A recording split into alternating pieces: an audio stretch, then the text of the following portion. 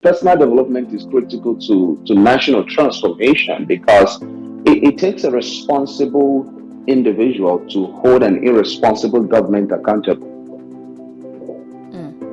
And what that simply means is that if I make wrong choices as Jamie Pajoel, I'll also become a problem to the nation.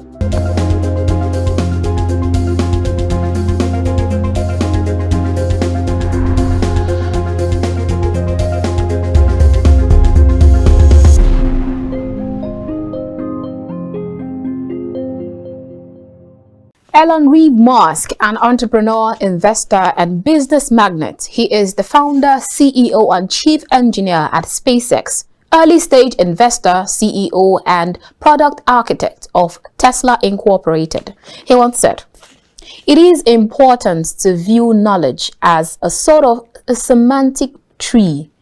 Make sure you understand the fundamental principles, i.e., the trunk and the big branches, before you get into the leaves, or there is nothing for them to hang onto."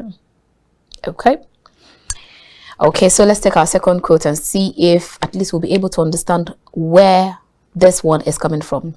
And this is from Hillary Clinton, that's fully known as Hillary Diane Rodham Clinton, an American politician, diplomat, lawyer, writer, and public speaker who served as the 67th United States Secretary of State from 2009 to 2013, as she also served as a United States Senator representing New York from 2001 to 2009, and as First Lady of the United States of America from 1993 to 2001.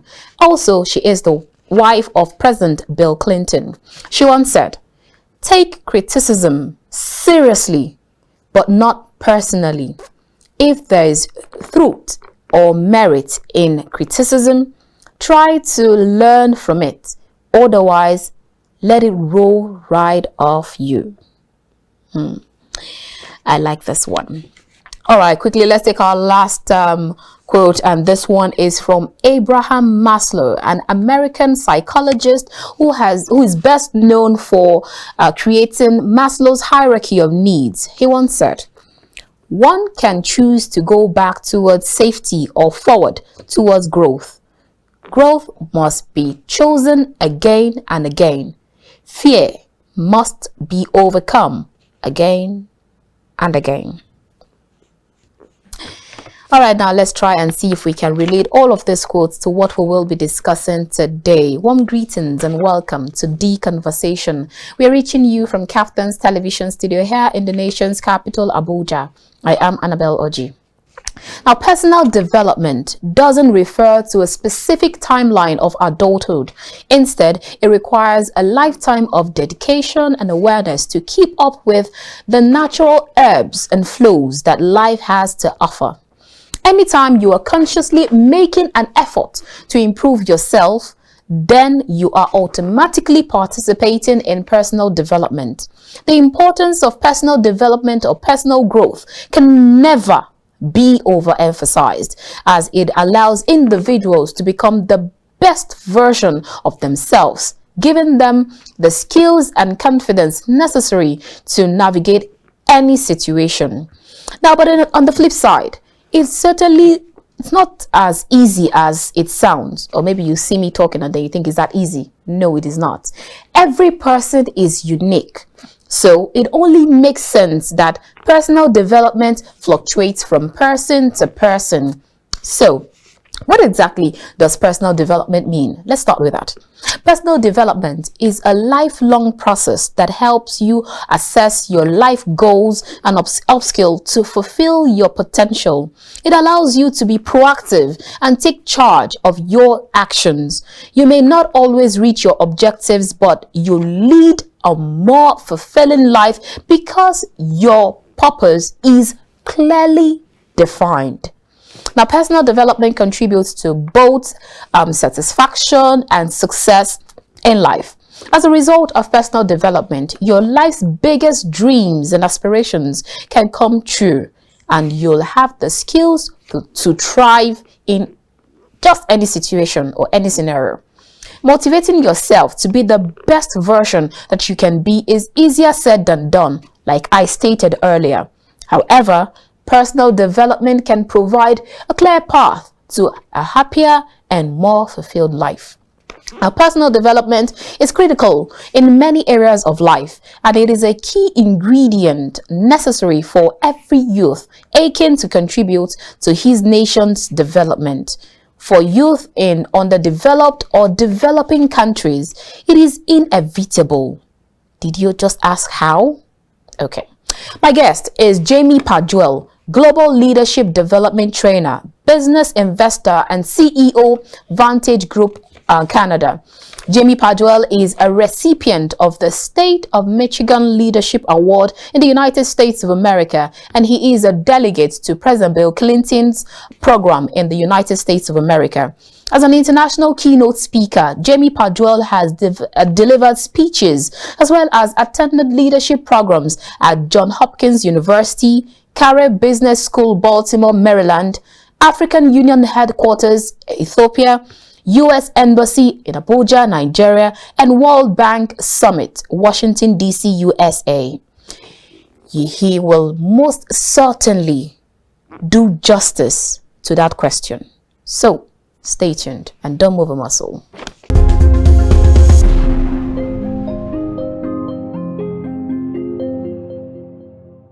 Welcome back. If you just joined us, this is The Conversation. We're reaching you from KAFTAN's television studio here in the nation's capital, Abuja. Now, if you just joined us, you're right in time for the interview as we have our guest. He is Jamie Pajoel. He is a global leadership and CEO, Vantage Group, Canada. He joins us via Skype from Canada. You're welcome to the show, sir. Thank you so much. Thank you for inviting me. Can you hear me? Loud and clear. Awesome. All right. How Hi, are you welcome doing to the today? show. All right, so now let's get started on personal development. Why is it so important for an individual to personally develop himself? All right. So it's like you saying, why is it important for a child to learn how to read and write? And why is it important for the child? So a child needs to learn how to read and write and how to speak well in order to be able to communicate. Now, personal development is critical because without it, you will become a liability to yourself and to those people around you and to your community and to your nation. Okay. So it is critical for individual success in life first. Okay. All right. So before we get down to personal development, a lot of people mistake personal development and career development. So what is the difference between these two? Because now some people, when you talk to some people about personal development or you should develop yourself personally, they only think that it has to do with career people, that it resonates with just career people. But then there are loads of skills that we didn't learn or pick up in school. So first, let's start by understanding the difference between these two, personal development and career development. All right, thanks so much. There's a thin line between those, what you just mentioned right now. Like I always tell people, and I say, don't just get a career and get a life. I'm going to come back to your question. For someone like me, I don't do yearly goal. I do a life plan. Now, in my life plan, I break it down into the things so there's an interconnection. Now, when you talk about career, so if I want to become, I've been into the corporate space for over 15 years now. So if I want to become an HR professional, right, and that's what I want to build my career on. So I would just go straight and then get certified to become an HR professional and get trained, get myself in the HR community, in support groups that will enable my career growth, possibly get a mentor in line with that specific, in line with that career path that I have chosen. Now, but when you talk about personal development, so it includes your career development, that includes you trying to develop all aspects of your life, not just one part. Okay.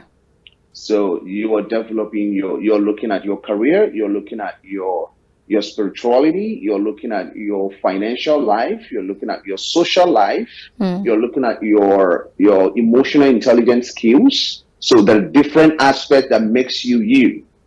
You're looking at your communication skills, not just. But when you're talking about career, okay, you just want to become an engineer, so you go to school and then you develop your path in that direction. But when you talk about personal development, it cuts across what makes you stand out, not just as a career person, but as a personality. As an individual. You're talking about your field as an individual. You're talking about your core value system, right? Your principles, your ability to be able to network, engage with people. So basically, you're looking at your life in a 360 view and being able to identify areas that you need to work on and then being able to develop that. So when you talk about career, it's just one part.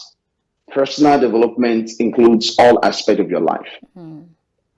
All right, now, so now you mean that personal development is actually all encompassing. It doesn't have to be in one particular part. Absolutely. Oh, great. So now, like I said before, there are skills, there are loads of skills that we didn't learn while we're in school or we didn't learn from our parents. We just pick them up naturally as we advance in life.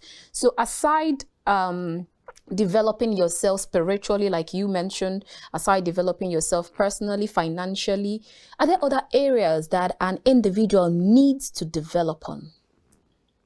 Yes, so I am a big player at the global stage, and I can tell you this. One of the critical skills that is in high demand right now is one of the skills in high demand right now is ability to solve problems. That's critical thinking.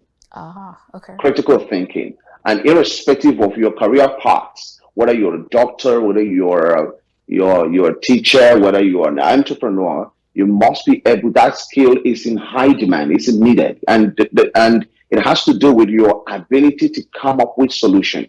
And that's one thing that I have been able to train myself over the years, and I have mastered the art of being able to come up with solution. So it's practically difficult right now for you to bring any problem to me without me finding a solution to that. It's difficult. When I say this, most people don't believe, but the truth is that the way human brain works, if you've studied about the human brain, you understand that when you train, once your brain picks a pattern, it's difficult for you to break out from it. Now, I've built up myself to a stage where I can provide solution to any problem. And sometimes I find it difficult when I'm dealing with people who feels like, oh, things can't be done. Oh, it's not possible. But that skill is in high demand. Critical thinking is key. It has to do with your ability to be able to engage. So immediately someone is telling you about a problem, your brain switch immediately towards finding solution to that. So right? Can everyone be a critical thinker? Sorry to cut you in there. Yes, because everybody has a brain. Okay. And to whom brain is given, whom brain is given, thinking is required. Okay. To whom brain is given, thinking is required. So everybody can be a critical thinker because we all have brains and we can think, we can reason. But it's just that not everybody has been able to develop that aspect of the brain that has to do with solving problems. All right, we'll come back to learn a lot from you later on the show.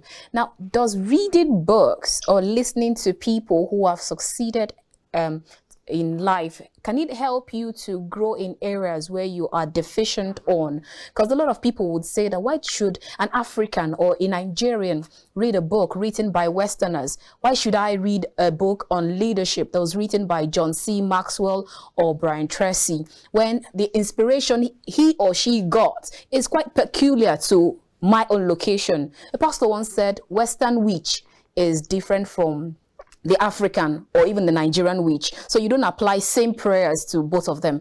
So else it is just like, according to him, he says it's just like looking for a needle in a haystack. Do you agree? Okay, so there's something that I call glocalization. Okay. Again, glocalization. I always say this. right, as a leadership coach and expert, doing extremely well at the global level. I've been involved with African Union, World Bank, and United Nations. In 2018, I was invited by President Bill Clinton and Hillary Clinton for this some topic and subject on leadership. So I'm a big player at the global level. Now, I always say this. When you bring in two people together, one person from Canada and one person from Nigeria, and you send them to Harvard Business School, and you give them the same lessons, two of them are not going to achieve the same level of results. You know why? Because the problems that both of them will be facing, it's entirely different. Now, I am not someone that's going to tell you, oh, in order for you to solve the leadership problem in Nigeria, we need to go and study John Maxwell. No, but there's something called principles. Principles are universal. The principles of seed, like planting a seed anywhere in the world, when you plant it, it will grow, right? So principles are universal. However, approach differs. So it means that the way a Canadian will approach solving problem versus the way a Nigerian will approach solving problem, it's not going to be the same. Okay. Now, wisdom lies in the middle, which require you to be able to understand the nature of the problem you are solving, and being able to borrow one or two things from what you have studied through those books or through the people that you've listened to, and see what works. Okay. The clarity comes from engagement. That's one statement that my wife loves to make very well. Clarity comes from engagement. What that means is that there's no way you can ascertain if something can work until you engage. So by the time you apply something, you are able to determine whether it's going to work or not. And if it's not going to work, that means you need a different approach. So we cannot entirely say that, reading a book written by John Maxwell, or reading a book written by Jamie Pajoel, it's not going to work for somebody in Afghanistan or somebody in Asia or somebody in Nigeria until there's an application of knowledge. Okay. And now, if that knowledge cannot withstand the test of time, then it definitely means that you need a different approach. You need a different body of knowledge entirely, right? But principles are universal, and there are some things that will work that you can take from Nigeria and teach people here, and it works for them. And there's some things that you can take from here and take it to Nigeria, and it will work. And there's some things that you also take to Nigeria that will not work. Do you understand? Okay. So, but in order for us to draw that conclusion, we must not assume. We need to engage. And by the time we engage, it means applying it. And if it doesn't work, then we find another approach towards solving that problem. So reading those books can help, right? And sometimes it can help, sometimes it will not work. But you must first of all try and know whether it will work. All right, great. Now, looking at Africa and Nigeria particularly, what will you attribute as the factors militating against nation building? It's basically, there's a saying that everything rises and falls on leadership, until a friend of mine who's a lawyer says, Jamie, everything rises and falls on law. Okay. And I quite agree with her, because I'm interested in policy making. I've seen how policy can turn things around. I've seen how policy can affect the lives of people negatively and also in a positive way. And so everything rising and falling on law definitely has to do with governance. It has to do with policy making. Now, one of the problems that I've seen, basically, right, that has to do with Africa, and if you want to extend it to Nigeria, right, it's about lack of implementation on good policies that has the ability to turn the economic state of the nation around and improve standard of living. Lack of implementation of those policies. So at the Red Chamber, at the Senate or National Assembly, those in favor said yeah, those in disagreement said no. So you see, it has to do with Africa is in its stage where it is right now, at the stage where we are right now as Africa, as Nigeria, because of lack of implementation of good policies.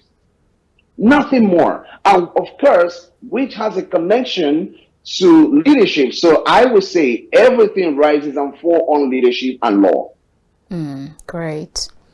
Because there's a connection to that. So when we begin to execute good policies that will improve the economy, that will improve the health system, policy can change anything, anywhere in the world. Okay. Okay, so apart from policies and governance that you talked about, does personal development lead to national development? And what are the roles of personal development in nation building? Absolutely. And there was a time I hosted a program, and the theme of that program is nation building, my role in the picture. Okay. Now, nation building is critical to personal development is critical to national transformation, because it takes a responsible individual to hold an irresponsible government accountable. And what that simply means is that if I make wrong choices as Jamie Pajoel, I'll also become a problem to the nation. Now, you see the Boko Haram, you see the people terrorizing our nation today, right? They made decisions and now they're affecting the entire nation. So personal development is critical, because when you as an individual make wrong decision, it means that you are adding to countries, to those who are causing problems to the nation. Now, when you make right choices and you turn out well in life as a good citizen, you know what is good, you know what is bad. So the reason I can't carry gun today is because my mind is developed. An undeveloped mind is a risk to any nation. Okay. Now, when someone's mind is not developed in the right way, it means that they begin to do things the wrong way. And when they begin to do things the wrong way, they're creating problems for the nation. So personal development contributes a lot to national transformation. And that's why I find it so sad that the National Orientation Agency, it's not really functioning effectively, because their role is supposed to be in reorientating the minds of the people, re-engineering the minds of millions of Nigerians towards making right decisions in life, which will also contribute to the growth of the nation. So the reason those guys who are carrying guns is because their mind is not developed. So that's why I give you an example. If my mind is not developed today, I probably will be one of them, right? That's the way it works, because a non-developed mind is a risk to any nation. So personal development is critical because it adds to Nigerian security, it adds to Nigerian economy, it adds to it adds to any nation's to national transformation. Okay. All right. So having said all that, how can an individual or collectively, having gone through the steps and stages of development, how can they contribute their quota to nation building or development? Fantastic. It's contributing to national development. It's a matter of it's a thing of the heart, and there's a thinking that goes into it. Okay. Not all wealthy and rich people contribute to national development. They have the money, but they don't have the heart. Oh, and that's why I say there's a thinking that needs to go into it. And that thinking has to do with, we must have to deal with me, myself, and my family mindset. Right? And I don't want to, and if we deal with that mindset, it means that you begin to see yourself not just as being successful, but as also becoming significant. Oh, okay. So it means that it means that I am successful. Therefore, I also consider it necessary and important to begin to contribute. And that has to do with your your definition of life, your definition of life. So if you don't have that philosophy that guides you as a person, even with all your millions and billions, it will still not contribute to national development. I give you an example. Long ago, I developed my life. I said my definition of life is that life is an invitation to contribute and not to consume. And if you're not contributing, you will end up being consumed by covetousness. Now, what that means is that every day and every time, I'm intentionally, consciously looking for how to contribute, because my mind believes that that is the purpose for which I'm alive. Right now, I had a training last time. I'm not going to mention the government or the group, the agency, but it's an agency of government. And I was teaching them on how to be able to create a policy whereby an individual who is successful, can be able to, or willing, or see the need to go back to his community and contribute, and maybe do the road or maybe do water, and then in return, government will give the person a certificate of taxation. Okay. Right?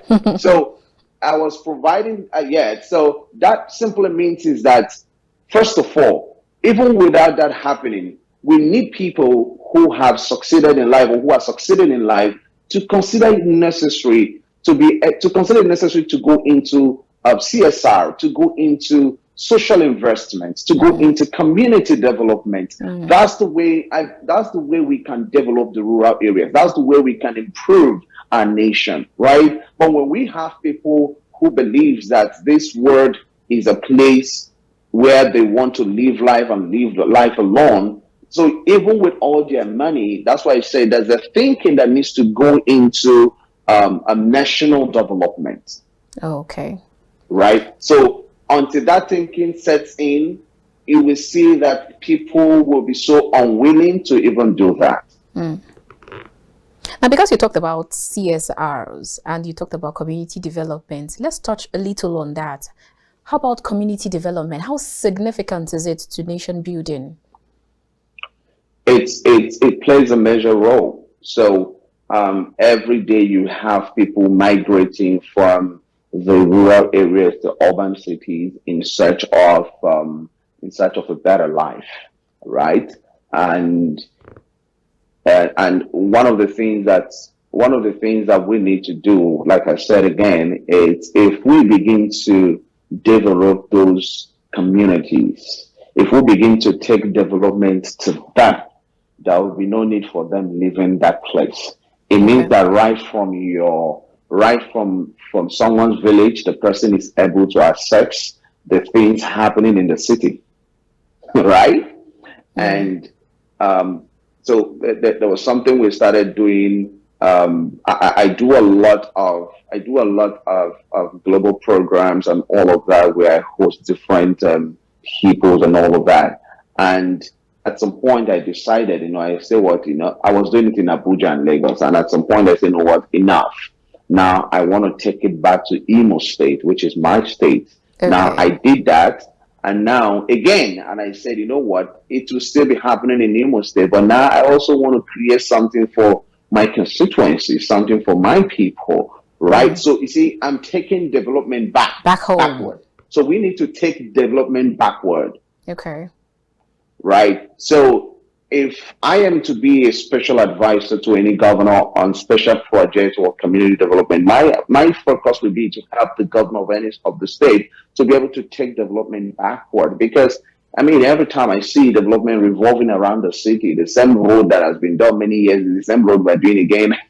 So what about the ones that are in rural communities, right? We need to make those roads more travelable. We need to extend electricity to them. Solar energy can work. We can extend it. So basically, when we take development backwards to rural community, what's going to happen is that we improve the standard of living there. And when you put those things there, you are also creating job opportunities. You're also giving them access to opportunities. You're also making life better for those people there. Therefore, there will be no need to come and live in a crowded city already where even paying house rent is expensive, where they can live right from their village and still do the business and make money. Oh, wow. So now let's talk about young people. What is the role of the youth in all of this, and how can they be incorporated into nation building and development? The role of youth in nation building is critical because if I had a meeting with some top level of government on youth engagement, nation building. And first of all, one of the things I told them was that, do you even understand the generation you're dealing with, right? And the resources they carry within their disposal and how powerful they are, right? Youth contributes. I mean, in Nigeria alone, if I'm not correct, I think the youth contributes 60% of the entire population, and that's powerful. And youth, I've seen young people do amazing things, develop arts that can help track criminals, develop things that can help improve electricity. I've seen young people do things because I was involved, like I said again, in 2014. I was involved in African Union youth program. I was involved in a World Bank Youth Summit in 2016, and also I played a very important role on youth segments with the United Nations. So all of these institutions that I've mentioned, their goal has always been to see how to bring young people together, to harness. There's an energy that young people have that need to be harnessed, right? And that energy, if not harnessed in a positive way, it must be used. That's one thing I think government need to know. It must be used. But the thing is, it can be used neither in a positive way or in a negative way, but it must be used, right? So it's important that we create systems and structures that enables young people to be able to come up with idea per second, but being able to harness those ideas and put it in and create a system and structure that will allow young people to be able to come up with idea and execute those ideas, right? We see a lot of young people who are already doing something because I work with a lot of them in Nigeria. I'm in Canada, but I have influenced more than more people who are living in Nigeria because right from here, I'm engaging a lot of young people.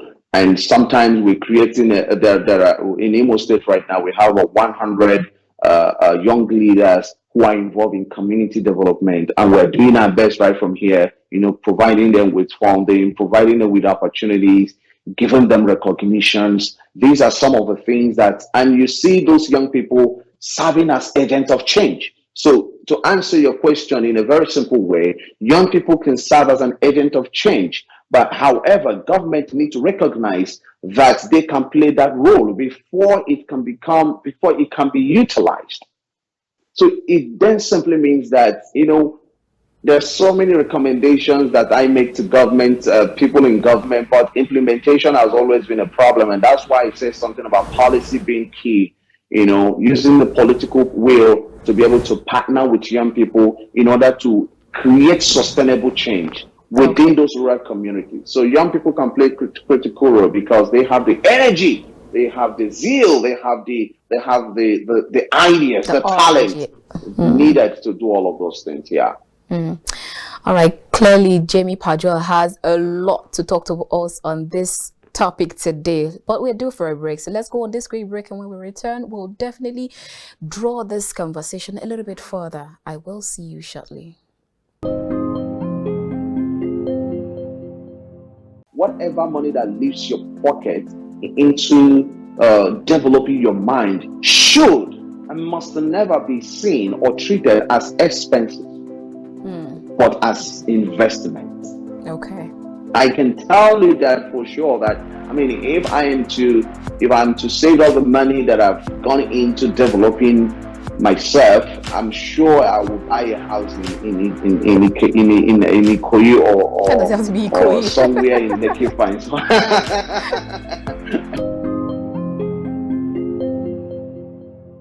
Welcome back. If you just joined us, this is The Conversation. We are reaching you from KAFTAN's television studio here in the nation's capital, Abuja. If you just joined us, you've missed quite a lot because we've said a lot of things. But then you can still join in the conversation. Our guest today is Jamie Pajoel. He is a global leadership and CEO, Vantage Group Canada. He joins us via Skype from Canada. Now, before we went on that break, we've said quite a lot of things. But then, like they say in Nigeria, not too young to run or not too young to roll. But in reality, some Nigerians will ask, is that the truth or is it just a myth? Because a lot of people have said it's youth o'clock. So in fact, it's been like a long time coming. Everybody keeps saying that the youth are the future leaders of tomorrow and all of that. And some people talk about the existence of youth or youth leaders in different political parties. But in most cases, the so-called youth leaders are actually not youth. So how should the young people, the youth, take up leadership roles or politics? Do they have to join political parties, or can they just galvanize themselves via social media? Or is there a particular one-size-fits-all approach? Okay. Can I answer? Go ahead, please. All right. So thanks so much. Youth involvement in politics is something that is dear to my heart. Now, to any young person that is listening to me right now, you must be able to pay attention. I want you to pay attention to what I'm saying. You see, social media has its role, but it cannot deliver the expected result. Now, the role of social media is to help us to make the noise, help us to drive awareness, advocacy, and help us to be able to reach out. It means that I can be in Canada here and I am leveraging on the media, new media, to be able to extend my influence, to Anambra State, to Enugu State, to different parts of the world. Now, but when you talk about youth involvement in decision making, then you must understand that you cannot do without getting involved in political parties, and that's because you must be elected before you can be able to use some political powers to be able to do some certain things, right? Okay. And and we cannot shy away from it. Now, there's also one thing that I'm a young person. There's also one of the things that young people need to understand is that politics in Canada and politics in Nigeria are not the same, but it's the same politics. Now, if I want to become anything in this country politically, I don't need to break the bank to do that. I necessarily don't need one godfather who will say go. I only need to have the willingness and the time required and the support of the people and of course of that of the party to be able to get things done. Okay. But then when you study the political system in Nigeria, you will understand that it's a business. You will understand that, again, there's a thinking that is governing, that is controlling the way people see politics in Nigeria.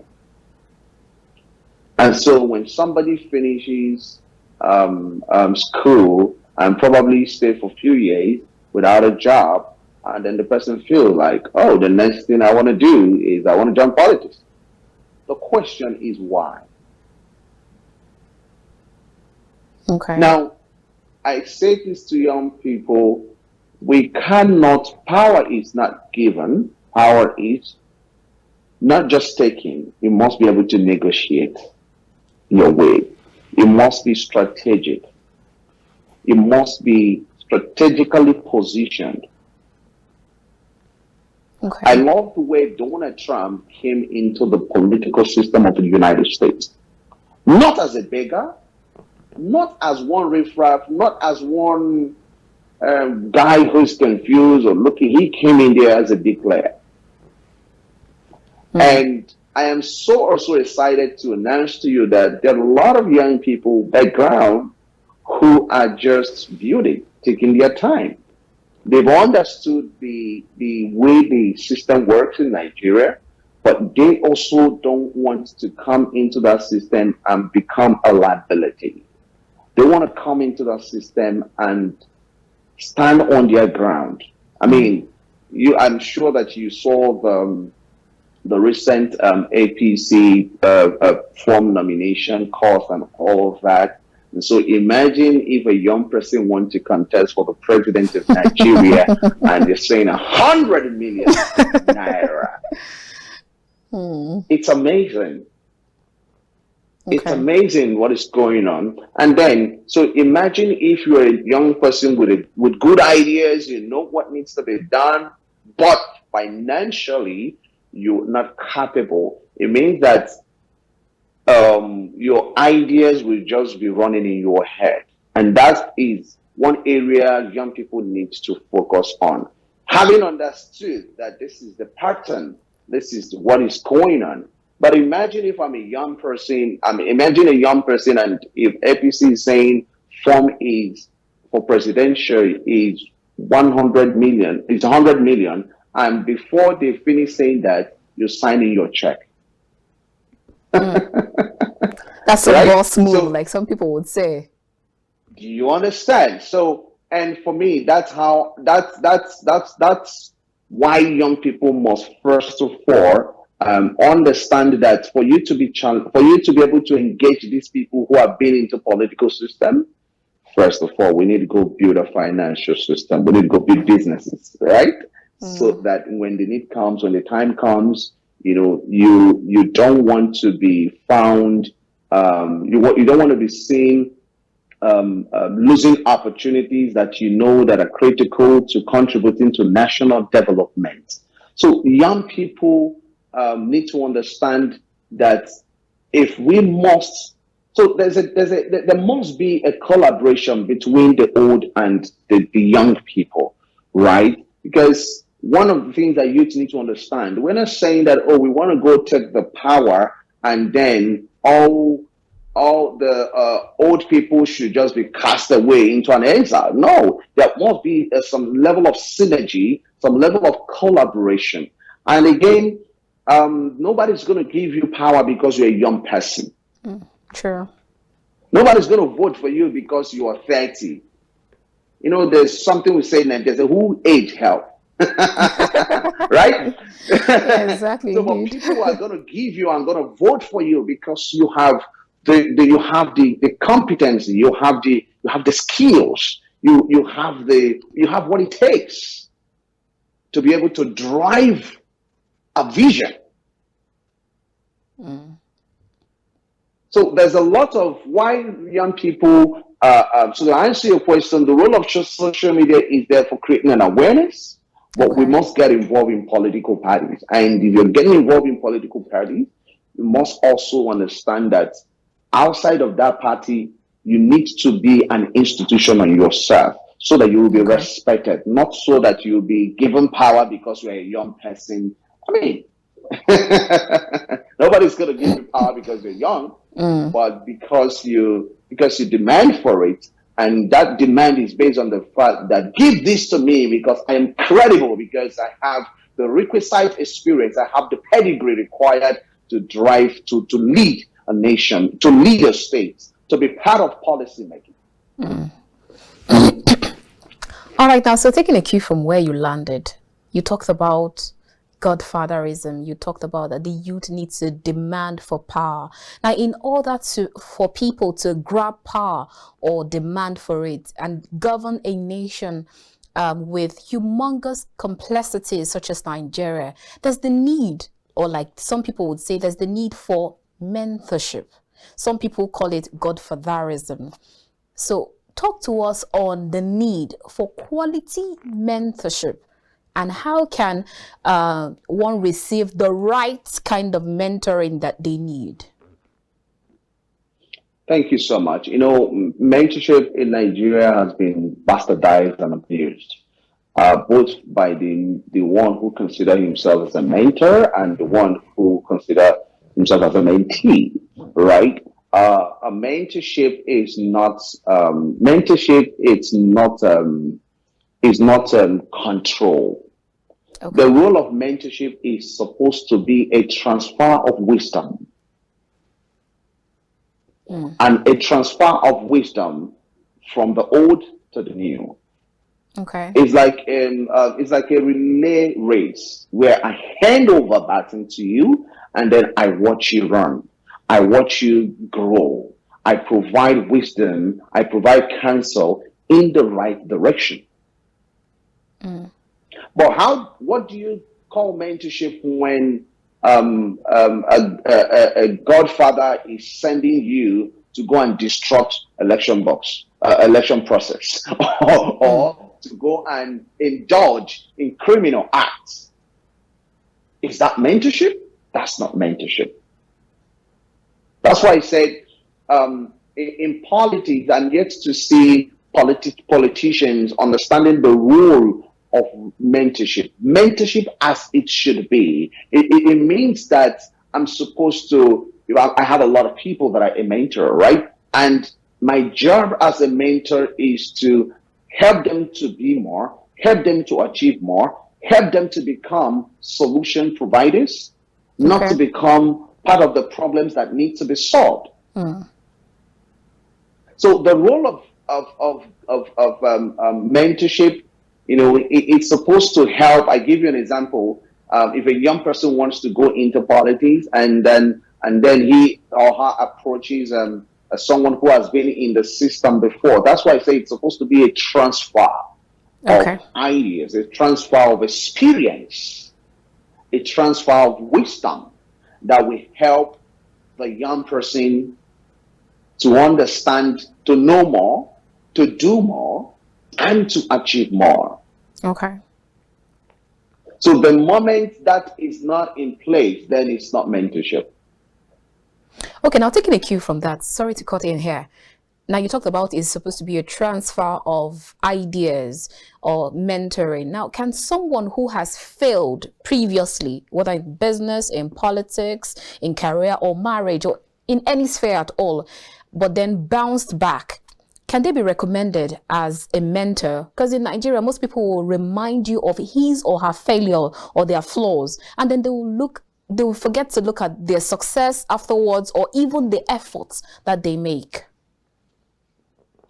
So you see, one of the things we must understand, you see, Nigerians, we are not, most Nigerians, not all, because I'm a Nigerian myself, most Nigerians need to understand that failure is part of success. Okay.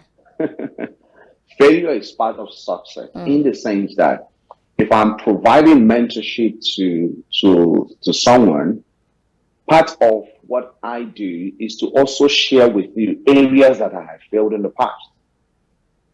So the mistakes that I made in the past, and that knowledge is supposed to help you not to do the same. Okay. That knowledge is supposed to help you to navigate, to avoid doing the same thing. Now, for people who have failed in the past, maybe politically or in marriage or in business, and then they bounced back again. For someone like me, if I approach you, if I see that you're doing well in life, and I will look at which areas of your life do I want to study. So not everything. I look for the ones that truly aligns to me, right? and then I leave you with the ones that doesn't sit well with me. Okay. Do you get it? So Okay. I won't copy your bad side. I will not emulate your bad side. I will only emulate those good parts that I know that I truly that I need in my life in order to move forward, in order to make progress in life. So that someone has failed before, there's always something to learn from people, right? There's a saying that there's a sense in every nonsense. So you pick in the sense and leave the none. All right. Yeah. So now you made us understand that you don't have to pick everything hook, line, and sinker. Just pick the one that you want. No. Great. Absolutely. All right then. All right, now let's divert a little bit and talk about procrastination. Dealing with procrastination, or eat that frog, like some said, which is actually a major challenge for a lot of people, including yours truly, especially for those who are perfectionists. You just want to make sure that everything is well detailed to the T, and then you want to make sure you check and then check again to be sure that everything is well put together before you proceed, regardless of how much development that you must have acquired. Procrastination will continue to be a detriment. So how can one deal? Let's learn from you. How can one deal with procrastinations? Thank you so much. I mean, we all at one point in our life, has procrastinated in many ways in doing things. And from my own research and findings, I've also realized that sometimes it has to do with our personalities, right? And procrastination has denied a lot of people the opportunity that could have helped them to achieve more in life. And sometimes a lot of things can contribute to that. Okay. It could be environmental factor. It could be the will, the zeal. Sometimes it can be, oh, you want to do something, but you don't have in economics, there's something called the purchasing power. So no matter how interested you are in getting something, in buying something, without the purchasing power, your interest is irrelevant, right? So we must be able to look at what we are dealing with here instead of, coming to condemn someone and saying, oh, you're procrastinating, you're doing this and all of that. It's quite different when you have all the resources at your disposal and yet you still find yourself dragging your feet in doing something. But it's also a different case when somebody's not able to do something because of something, right? Okay. Now, at that point, we know that there is something responsible for why I'm not able to do this. But if it be that you are in that case whereby nothing is holding you, it's just that willingness. One of the things that I did many years ago while growing up, was to attach myself with people who I perceived were doing something, even without me knowing what I wanted to do with my life. I found myself in a group of people who were already doing things with doing things and things that they wanted to do. Right now, as a result of that, their energy rubbed off on me. And one of the things that's the role of having an accountability partner. I spoke with a friend yesterday. You can't be around Jamie Pajoel for 3 months without result. It's not possible. Like, I can bet my chest. It's not possible. A lady once shared her experience with me after reading one of my books, and she was like, it was like as if fire was in her body, and her parents were like, she was just walking up and down the road, and the parents were like, what is happening to you? Now, that's the kind of person I am, right? I drive you into action. Even by virtue of being around me, you will have that energy, whether you like it or not, because the things that I do, more of the things that I do will push you into doing something. Now, if you find yourself struggling to do things, to get things done as a result of procrastination, one thing you can do is to find someone who doesn't have the same problem and Let that person become your accountability partner. Okay. Right? And trust me, it's by virtue of observation, by virtue of the law of association, you will definitely somehow find out that you yourself will find yourself, going back to do those things that you never wanted to do. So after speaking with this guy yesterday, it was like, Jamie, by tomorrow, I'm going to get this thing done. So you see, just by having that conversation with him, he got the energy, he got the motivation, he got the zeal, the desire, he got it back. And now he's going to go and do it. Okay, so beyond books. Yeah, go ahead. Beyond books and beyond meeting with you directly, beyond direct or indirect coaching and mentorship, what other ways can an individual develop him or herself or develop their soft skills? So beyond meeting, beyond, if I'm not involved in the case, there are many things you can do as an individual to develop yourself. The first thing, I remember when I moved to Lagos many years ago when I was in Nigeria, the first thing I did was I went online and I started searching for people who were doing the things that I wanted to do. Okay. Right. I started attending programs, human capacity building programs.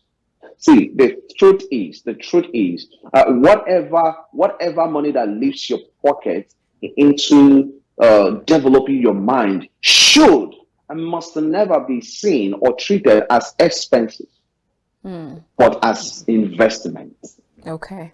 I can tell you that for sure that, if I'm to save all the money that I've gone into developing myself, I'm sure I will buy a house in Ikoyi or somewhere in Lekki Pines. Because a lot has gone in, and the truth is, suddenly I've gotten to that point where I'm now working a working knowledge. I'm an institution. I'm not just a person existing on planet Earth. I'm someone that people, government, run for solution, run for idea, for counsel, for training. So that's why I started by saying, I don't know if I said it at the beginning. Anybody who develops his or herself will become a great commodity. Okay. A great commodity. So there are many ways to develop yourself. There are many ways to learning. Our generation is the most blessed, yet the most confused. If you want to know why, and the reason is because we are the generation blessed with information, but yet we are dealing with where some people are confused because they don't know how to organize. It's like when you have too many things, too many things at your disposal. Sometimes you run into that challenges where you have so many clothes that you don't even know which one to wear. I know of a friend, she will always I know of a friend, she will always spend hours just to pick the clothes, just to pick which clothes to wear. That's because she has so much. So we have the information at our disposal. Yesterday I learned something new on YouTube. Right? And for me, that's progress. For me, that's development. So there are many ways to train yourself. YouTube has a lot of resources out there. You can learn virtually anything. You can learn many things right now virtually without even coming in contact with Jamie or without even going to pay so much to get them. Tell me anything that any area that one wants to develop him or herself right now when it has to do with soft skills, they are on YouTube. But again, how many people are taking advantage of that? Right? All right, you actually answered my question. I was going to ask you about social media, because a lot of people are actually daunted by the algorithm of social media, be it Twitter, YouTube, LinkedIn, which is even a more professional one. But now, very, very quickly, even as our time is fast spent, Let's talk about time management, discipline, which is actually a challenge that a lot of people encounter. Being too busy to breathe or exhale or even explore other benefits that life and nature has got to offer. Even be too busy for your loved ones. I'm sure a lot of people are currently on this table at the moment. So what is your advice to people on this table on the need to master yourself, mastering yourself? All right, thanks so much. You know, one good thing about me is that I like to deal with realities. I like to deal with realities because I'm not one person that would just come out and then be telling you things because based on how I feel. No, but dealing with realities, you understand that people, so many things are responsible for why people are not able to manage their time, why people are not able to do so much, but more also can be done in improving, right? Now, I give you an example for, I mean, I live in Canada here, and not everybody have that luxury of time to be like Jamie Pajoel, right? I mean, I have my time here 100%. I can do anything I want to do at the time I want to do it, right? I can come down to Nigeria and stay for 6 months, stay for as long as I want. But there are people who cannot do that. There are people who have not been to Nigeria for 5 years, for 6 years, for 10 years, right? But for me, why that is too long? But let's even say the point I'm trying to create there is that so we live in a system where in a country where time management is of essence. Okay. If you're supposed to resume by 9 and you must clock in before, right? If your break is 5, you must be able to 5 minutes. You cannot exceed 5 minutes. Okay. Now, even when people go to church and the pastor, no matter how the spirit is moving, when it's time for people to go to work, if you don't close, they begin to leave. So I can relate. But in Nigeria, you will see people spend so much time. Monday and Tuesday is for midweek service. Thursday is for another prayer service. Sunday is another time spent in church, consuming time, that we can utilize. Now, if you look at use Nigeria as a case study where people work from Monday to Friday, and then that's basically, it means that you spend much of your time at work. Now, the weekend that's supposed to be for friends and family, you also get to spend that so much time in church, right? And that's one area that people should be able to maximize, plan your time. I'm telling you the truth. People here in Canada don't joke time because time is everything. Okay. So if you are a pastor that runs the church, you must need to understand Christians that only. It could be any religion. It doesn't have to be Christians only. It doesn't have to be any religion. I mean, it has to be anything. Can be at work. Okay. At work, there are some organizations that as long as the boss has not left the office, you cannot leave. Yeah, because I've been in the system for more than 50 years, so I know what I'm talking about. And we need to begin to learn how to respect people's time. All right. All right, before we drop on this. Right. Let me just say this. Okay. I once had a friend in back days in school. You dare not come to his house without him inviting you. So one day I went to his house and I was knocking. He heard my voice. In fact, he started singing, but he didn't open the door. He said, Jamie, my time is my own, not our own. You must be able to let me know before you come into my space. So we need to be able to, first of all, respect people's time. I know if you're in that position where you know that you are the boss or you're in charge. Now, for you as an individual, in some cases where you have power to control your time, try to control it. Try to use your time effectively because time is life. Time is money. Okay. All right. Very quickly, in a few seconds, the school of mastering yourself is actually a very hard one to pass because a lot of people want to develop themselves and be perfect in what they do, but yet they are not open to creatism rather. So just as Eric Thomas once said, he said, everyone wants to shine bright like a diamond, but no one wants to get cut. So no one wants to be told that, hey, you are slacking here or there, or that your tie looks way too off. So how do you deal with such? Because now you talked about your friend who told you, my time is my time, not our time. How do you deal with creative criticism? Very quickly. Now, as a leader, I used to have I had issues, many years ago because of my personality. I'm a choleric person by personality type, and for us, as a choleric person, I found myself, dominating. I found myself not taking feedback. I find myself, if you tell me things that are not what I want to hear, we'll have a problem. Now, but over time, I've realized that to be an effective leader, you must be able to sometimes. It takes power to stand up and speak, but it takes humility to sit down and listen. All right. Even as of yesterday, a friend, that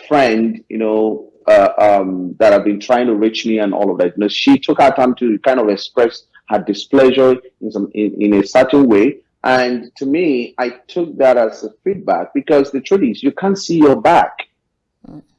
You need someone to tell you that this is how. So and most times I sit down and ask people, how do I come across to you? Because there's a tendency that I may not even know. Okay. I may not even know. Jesus at some point said, "Who do men think I am?" Who do people think? That's feedback he was trying to get. So as a leader, you must be able. Sometimes I ask my staff and I say, what kind of a leader am I to you? Don't tell me I'm fantastic. And you tell me those parts that when you are offline and then you feel like, I wish this man can do this. I wish this person can be this. Oh, I don't like this thing that this man is doing. That's because I'm always constantly engaging people around me to get feedback. Now I use those feedbacks to to be able to understand where I need to work on. So every leader needs that person who will look at you at the face and say you messed up. All right. I once had a friend. Let me end with this. I once had a friend, and then I complained to him about a particular person, and then after speaking to him, he just looked at me and he said it in a pidgin language. Said, "Jamie, you don't get sense." So we all need that person that will look at us in the face, no matter our position, whether you are a governor, president, or wherever you are, a CEO. You need that person that will look at you eyeball to eyeball and say, "My friend, you are wrong." All right. Right? Thank you so much for your time, Jamie Pajoel. It's been a wonderful time here. We can actually go on and on, but then time will not permit. Thank you so much for your time with us. It's been a wonderful time talking to you. Thank you. I appreciate it. Thank you for having me. My regards to all the entire team. We'll definitely do. All right, that's all we can take. We have been chatting with Jamie Pajoel. He is a global leadership and CEO of Vantage Group Canada. And it's been a wonderful time here on The Conversation. I'm sure that you must have been rightly educated, informed, and entertained. Definitely, I have. All right, I will see you next time. Keep watching The Conversation because you never know who my next guest will be. Until next time, my name is Annabelle Oji. God bless Nigeria.